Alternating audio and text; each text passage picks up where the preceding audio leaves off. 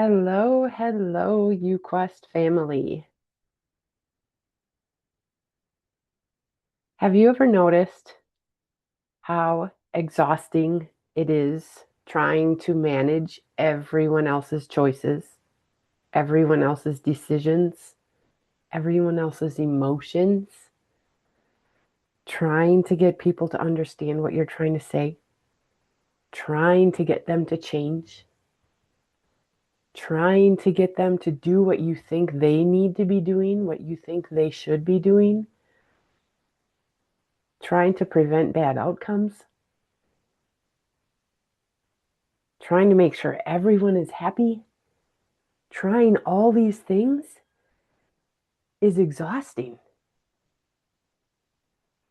I spent so many years carrying the weight of trying to control everything and everyone around me. And what I didn't realize at that time was that the more I tried to control things that were outside of my control, the more anxiety it created for me, to the point where I actually had to be on medication because of it, a prescription medication, which I'm no longer on.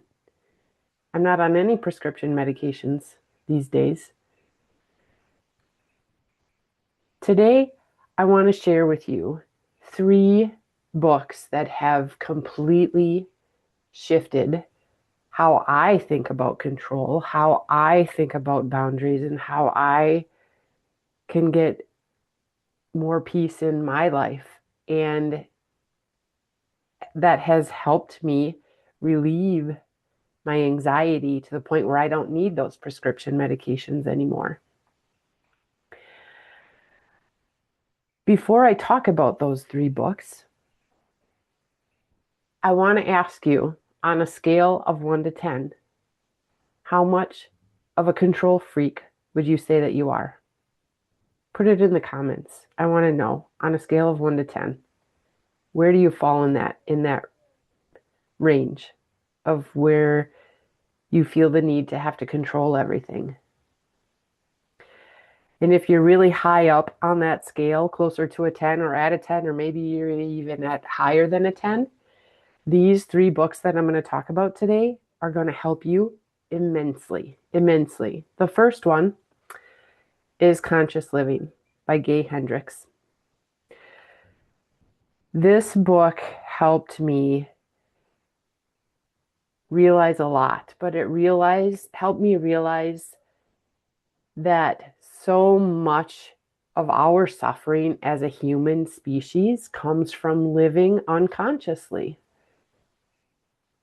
There's so many of us that operate on autopilot that we don't even realize it. We react to things instead of respond to them. We blame everything instead of reflect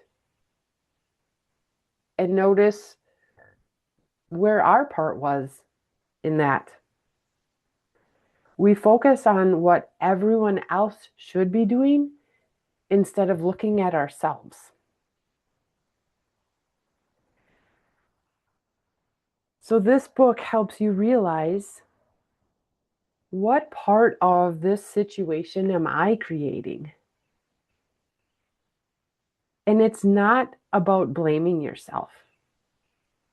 It's more about empowering yourself.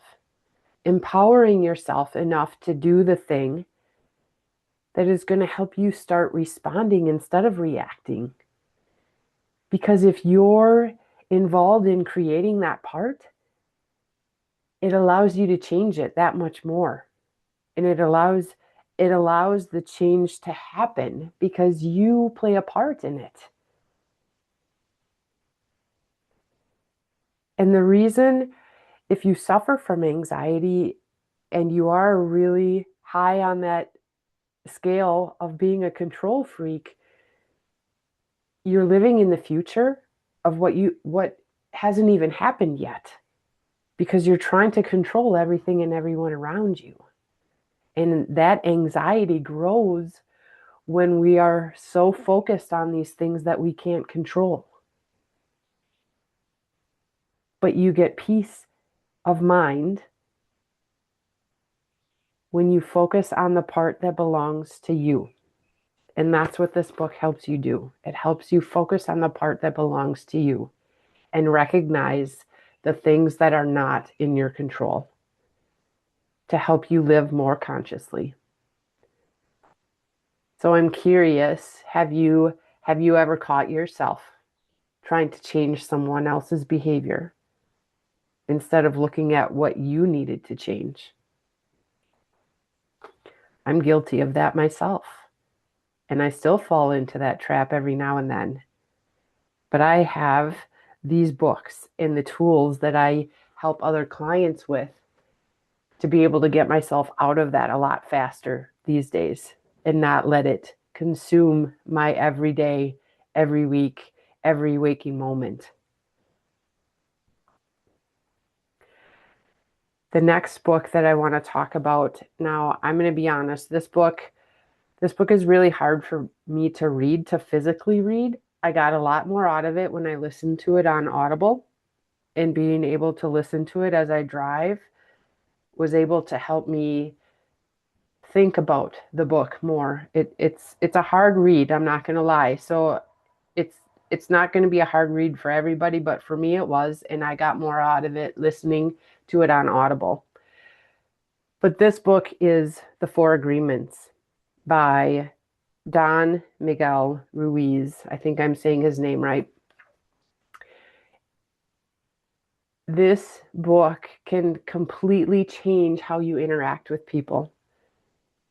And the two agreements that resonated with me the most, the first one being not taking things personally.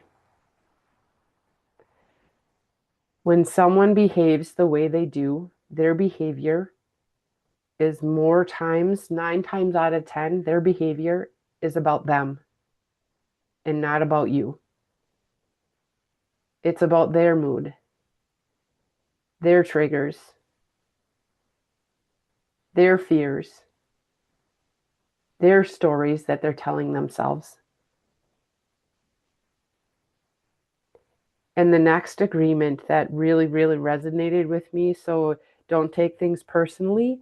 And then the next one is don't assume, don't make assumptions.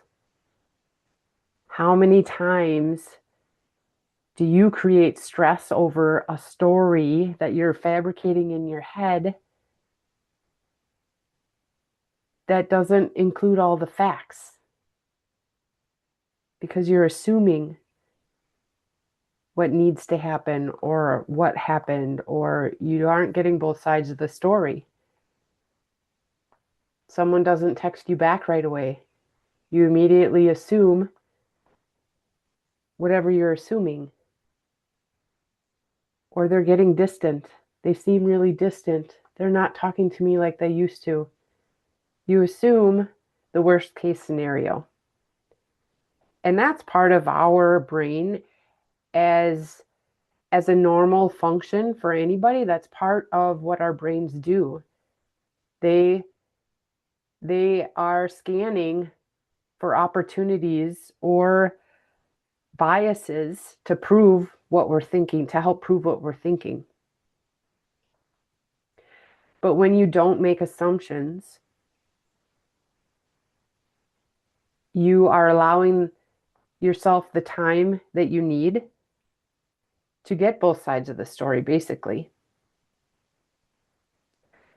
And this plays into the need to have to control so much of what's happening around you, because when we don't know what's happening, when we don't understand why they're not texting back, when we don't understand why they're getting distant, it creates an amount of uncertainty.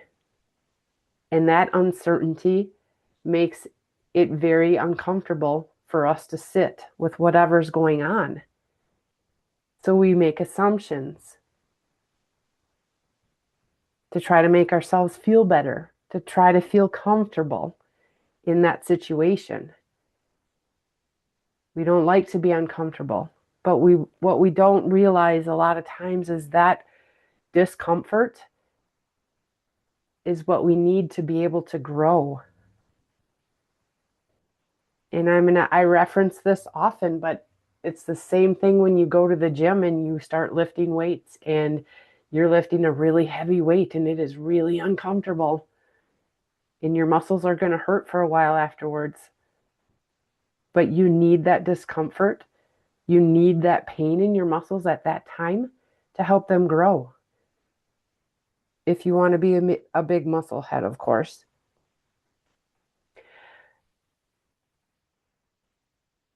I wonder if anybody has ever made an assumption that turned out to be completely wrong. And if you say no, I know you're a liar. Because we do it all the time. Everyone has a story about this. And what do they say about assuming? It makes an ass out of you and me. It's in the word.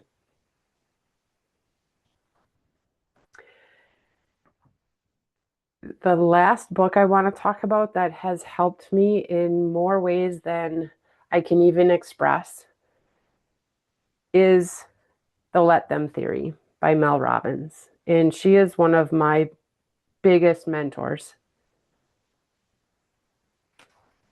This one is probably the simplest and the most practical that you could ever read. And I know it's available on Audible also. And I'm not promoting these books. I am promoting these books, but not for any gain on myself, to help provide you with some tools that you can use to stop feeling the need to control everything around you if you are high on that control freak scale that I talked about earlier. The Let Them Theory basically teaches you how to let people be who they're going to be and let them do what they want to do. People are going to do what they want to do. Let them. They're going to think what they want to think. Let them. They're going to choose what they decide to choose. Let them. Letting them doesn't mean that you agree with them. It doesn't mean that you approve with whatever they're doing. It doesn't mean that you don't care. It means that you're stopping the need to force an outcome that you can't control, that you don't actually control. But the second half of this, which is also the second part of that book, is let me. Let me decide what I'm going to tolerate by their behavior. Let me decide what I want by their choices. Let me decide what boundaries I need by their actions. Let me choose how I'm going to respond. The moment we stop trying to control others, we get our energy back. We get our energy back. And that energy then can be invested in us, in what we need to become a better person. What is one area of your life where you need to say let them more often?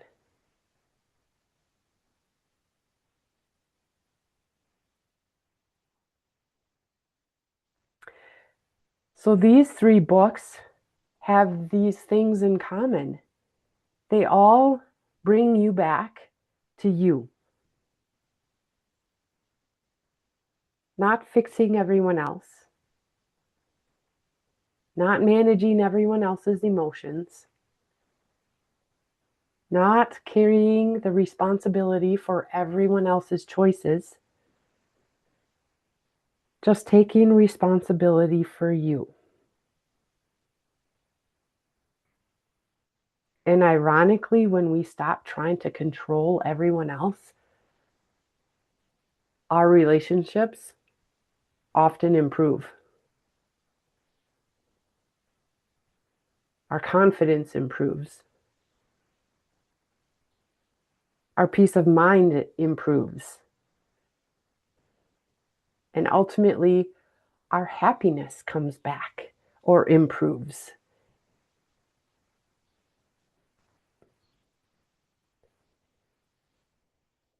One of the biggest lessons you can ever learn in life is that trying to control everything isn't strength.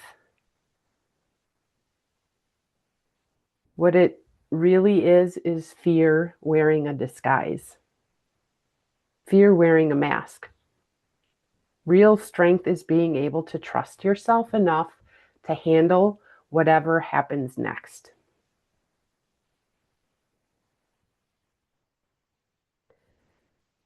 So, if today's live resonated with you, comment the word trust so I can get you more information on how I can help you build more of that trust. Whether it be through the UQuest program, which is a journey back to yourself, or it be in one of my next challenges. The biggest one I do is the Confidence Reset Challenge.